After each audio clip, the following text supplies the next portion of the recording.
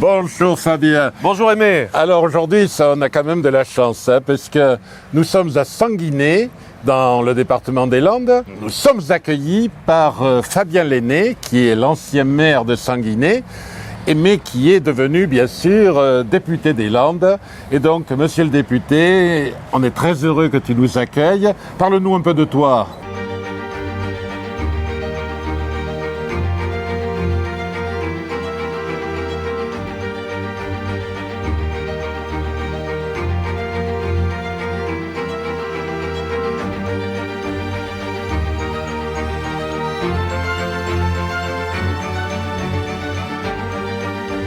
Oui, que vous dire que j'ai eu le grand plaisir, le privilège d'être le maire de cette commune jusqu'en 2017. Et puis je suis toujours conseiller municipal, assez actif dans cette commune, au service de cette jolie ville. Et en même temps, en tant que député, j'essaye de servir aussi les intérêts de ma commune, Sanguinet, et puis des Grands Lacs, avec beaucoup de bonheur. Et maintenant, après avoir parlé de toi, et nous t'en remercions, qu'est-ce que tu pourrais nous dire pour nous présenter en quelques secondes la ville de Sanguinet? Sanguinet, c'est une commune qui est la plus septentrionale du département des Landes, parce qu'en fait, ça rentre dans la Gironde. Et évidemment, Sanguinet sans son lac, ça ne serait pas Sanguinet. Donc aujourd'hui, un tiers du lac appartient à Sanguinet. Sanguinet a même une petite pointe de l'autre côté, entre La Teste et Biscarrosse. Et puis, on n'a que 5%, même pas, du territoire de Sanguinet qui est construit. Le reste, c'est le lac, les zones humides et surtout la forêt. Et donc, c'est une commune, pendant longtemps, il y a eu 1200 habitants pendant le 19e jusqu'aux années 80. Et aujourd'hui, voilà. La démographie doit être galopante maintenant, bien sûr. Oui, même si on essaie de maîtriser les choses avec monsieur le maire, avec l'équipe municipale, mais effectivement, on est sur une zone extrêmement attractive. On essaye davantage développer le centre-ville et de sanctuariser tous les espaces naturels autour des zones déjà construites. 5000 habitants quand même aujourd'hui, avec une croissance entre 3 et 4%, ce qui est beaucoup, mais voilà, mais pas 3 ou 4% du territoire. Un énorme territoire rural, bien sûr, enfin forestier. Forestier, naturel, lacustre, c'est ça la richesse de Sanguinet. Donc la population grossit, mais on l'accueille plutôt dans les zones déjà urbanisées pour justement sanctuariser les espaces naturels. Alors après, on peut discuter bien sûr sur l'origine du nom, du toponyme Sanguinet. Il y a plusieurs versions. Alors, qui est soumis à beaucoup de controverses. En tout cas, le premier nom, c'est Lausa. Lausa étant le nom de la ville romaine, de la ville antique. Et puis après, la ville de Lausa, on sait que le lac monte. Et la ville de Lausa est donc enfouie sous le lac. Aujourd'hui, ce qui donne naissance à toutes nos collections que nous avons dans le musée du lac.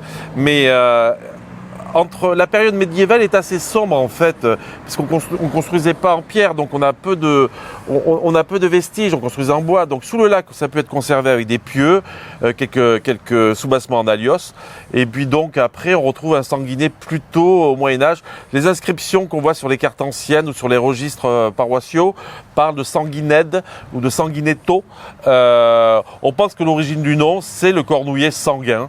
C'est ce qui est le plus attesté par les historiens. Et qui a donné le nom à notre commune.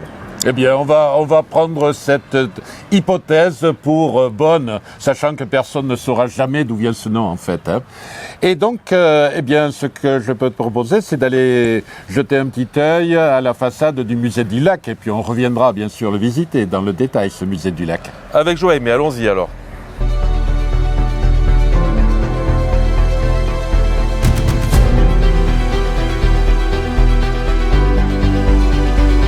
Alors nous sommes dans le musée de Sanguinet, le musée archéologique on peut dire.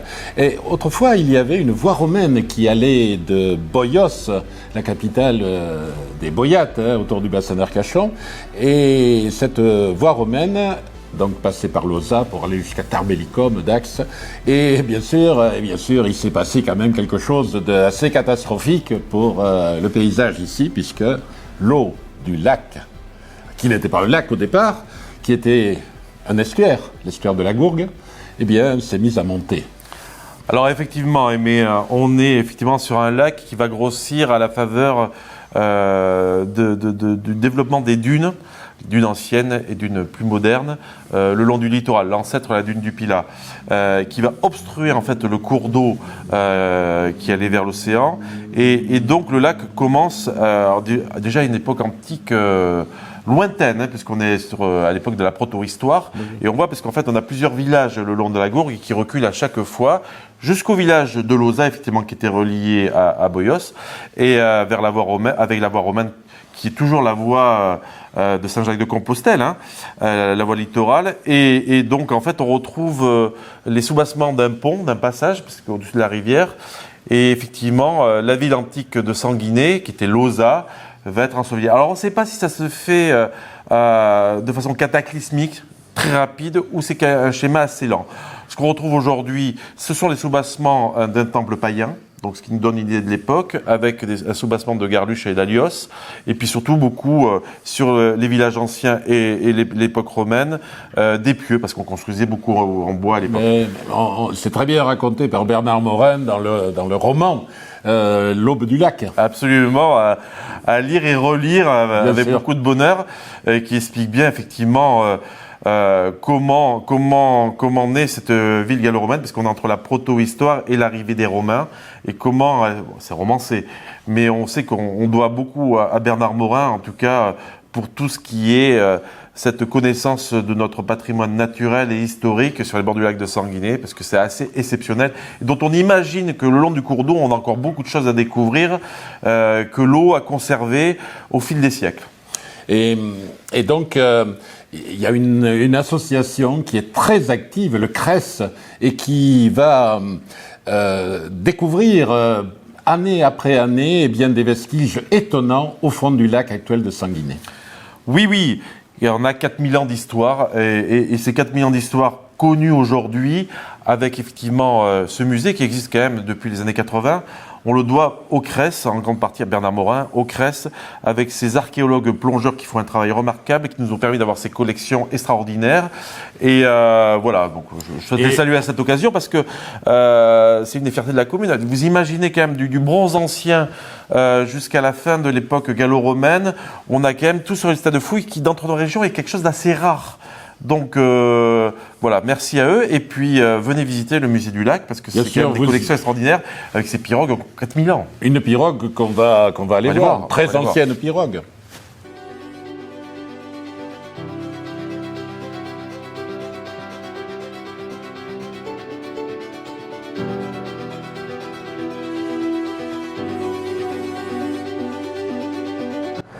Alors Fabien, tu nous as amenés ici devant l'église de Sanguinet. Une église et une paroisse qui sont placées sous un double patronage, d'après ce que j'ai entendu dire.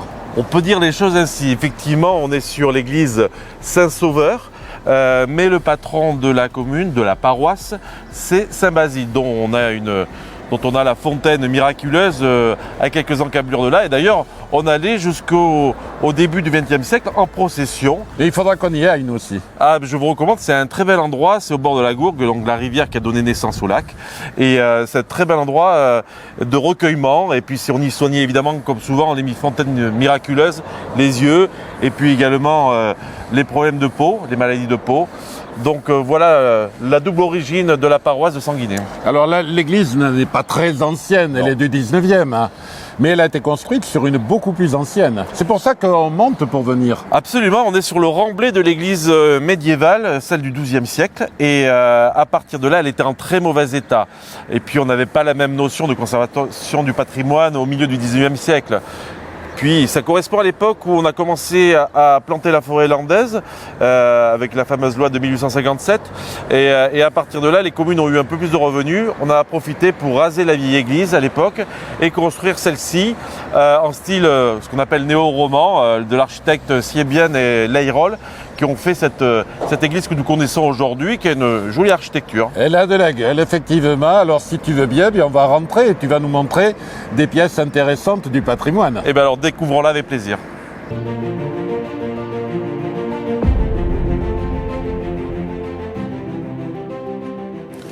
C'est vrai que cette église est très bien éclairée, et un élément important de son patrimoine, c'est cet autel. Hôtel magnifique, création de Jacob à l'époque, c'est de 1958, fondé à Bordeaux par Vigneault, qui était le grand fondeur bordelais. Et on a une belle œuvre d'art contemporaine pour l'époque. Il faut se remettre dans le contexte, dans un secteur qui est assez conservateur. Donc c'est vrai que ça fait partie du patrimoine remarquable, du mobilier remarquable de cette église. Et je crois qu'il y en a 2 dans les Landes comme ceci. Voilà. Et donc tout le cœur de l'église qui lui est resté à peu près à l'original. L'église a peu bougé depuis 1853 puisqu'elle est relativement récente. On note là la statue de Saint Basile, donc le vrai patron de la paroisse, dont l'un des premiers saints effectivement de l'église. Voilà, donc après une disposition en 3/9 effectivement assez classique, et puis on va retrouver aussi les mémoires donc en fait des soldats morts pour la France ici et l'autel de la Vierge. On contemple cette fresque qui est dans le chœur. Est-ce que tu peux nous en dire quelques mots? Oui, fresque originale de cette église, puisqu'en fait c'est un artiste local, Mano de Béliette, qui l'a créé. Et du coup on voit donc les 3 apôtres en bas avec le prophète Élie et le prophète Moïse en fait, qui surplombe en fait cette fresque. Voilà, et donc c'est vrai que c'est celle qui apparaît dans toute sa splendeur dans toute l'église, parce qu'on la voit de tout point, et surtout un artiste local, landais. Elle est très belle. Ok, eh bien on va continuer la visite.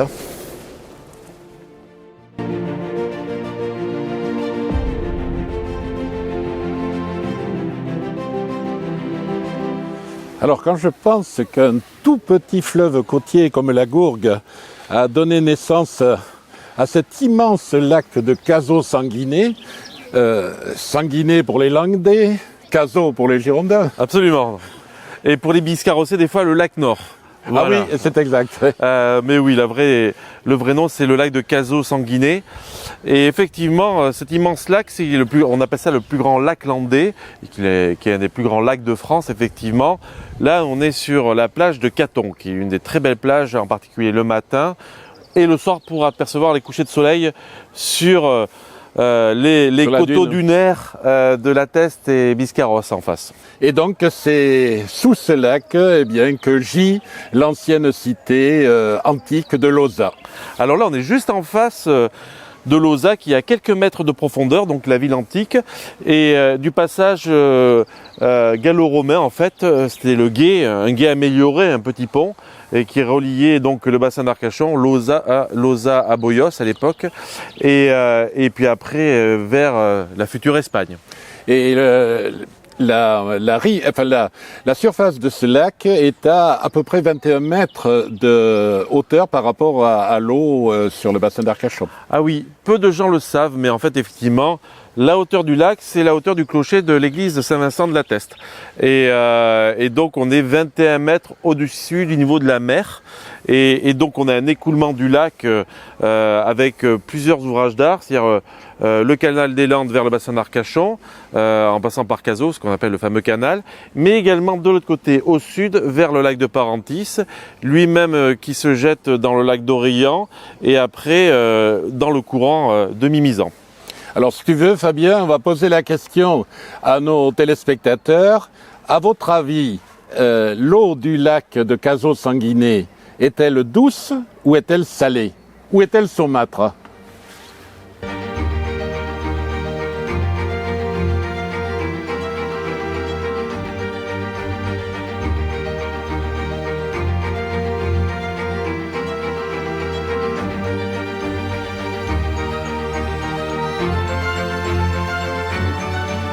Après avoir parlé du patrimoine ancien de Sanguinet, et on va clôturer provisoirement cette interview et ce reportage, mais on ne pouvait pas ne pas parler de ce patrimoine actuel, voire futur. Et oui, c'est effectivement la place qu'on appelle cœur de village. Donc j'ai eu le bonheur de travailler en fait à la restructuration et à la réhabilitation du centre-ville de Sanguinet dès 2014 à mon élection avec mon équipe municipale, et je voulais recréer ces places conviviales gasconnes, d'où l'idée de recréer, alors c'est en cours, une bastide, c'est-à-dire avec du logement et en bas des commerces sous des arcades, de façon à avoir cette convivialité. Et puis avec cette école, parce qu'à l'époque, on n'avait pas d'école élémentaire réellement, ça s'agrandissait. Donc voilà, j'ai souhaité faire une vraie école et belle école élémentaire parce que c'est un lieu de savoir. Donc pour moi, ça devait être aussi une belle œuvre architecturale avec effectivement le belvédère qui rappelle le château d'eau ancien qui était là. Donc voilà. Et donc aujourd'hui, ça a été inauguré donc en 2017 cette école et puis les travaux de la place ont été terminés. Voilà, donc on a du logement social et puis vous voyez, on a 6 commerces qui appartiennent à la ville mais qui sont loués à des commerçants. Les 6 fonctionnent et fonctionnent bien. Comme quoi pour remettre du commerce en centre-ville, moi c'était un pari que j'avais fait à l'époque et ça fait revivre l'âme et le cœur du village. Et puis il nous reste à écrire la suite. On n'a pas terminé la Bastide, hein. On va la continuer sur ce côté-là. Et sans oublier le passé, bien sûr. On va se rapprocher, si tu le veux bien, du mur, enfin des murs en garluche qui forment cette place et qui sont magnifiques. Avec plaisir, Aimé.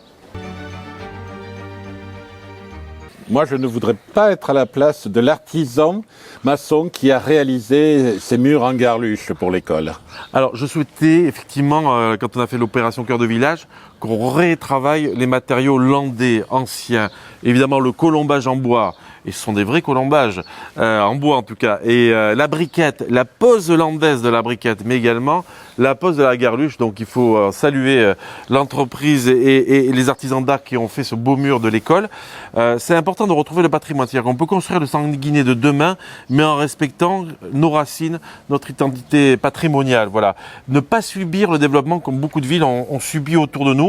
Nous, on se réapproprie des éléments d'architecture de notre histoire et on les reprojette demain. Donc voilà, c'était le pari qu'on a fait. Il est en cours. J'espère que les Sanguinetois et nos visiteurs nombreux en seront satisfaits. Monsieur le député, cher Fabien, merci beaucoup d'avoir accueilli l'équipe de tournage aujourd'hui avec Damien derrière la caméra.